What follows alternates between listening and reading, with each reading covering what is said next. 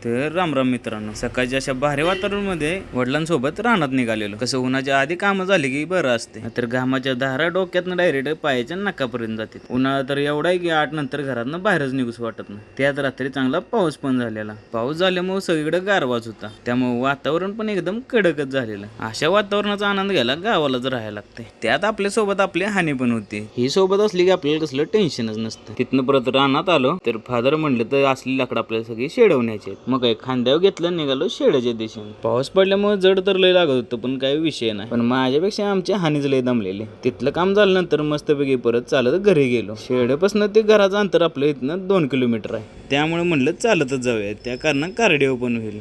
लांब आपलं शेड कसं दिसतंय बघा, एकदम क्वालिटीचा विषय. पार्टी बिर्टी करायची असली तर आम्ही सगळे इथंच असतो. संध्याकाळच्या वातावरणात एकदम विषय हार्डच कार्यक्रम होतो. आता ह्यो आवाज ऐका आणि कशाचा आहे तो मला कमेंट मध्ये सांगा. त्यानंतर घरी गेलो, घरचं आवरून गेलो डायरेक्ट मंदिरात आजपासून आपल्या देवाचं पारायण बसले. आता पारायणाचा व्हिडिओ सगळं मी टाकणारच आहे. आता पारायण आहे म्हटल्यावर गावातलं वातावरण सगळं एकदम क्वालिटीच असते. लहान मुलापासून ते म्हाताऱ्या माणसापात्र सगळीच ह्या 2 मध्ये तल्लीन असते. आता सगळं पारायणाचा व्हिडिओ बघायचा असतील तर आपल्या पेजला फॉलो करायला लागते आणि लाईक कमेंट शेअर पण करावं लागते. तर भेटू आपण अशाच नवीन व्हिडिओ मध्ये.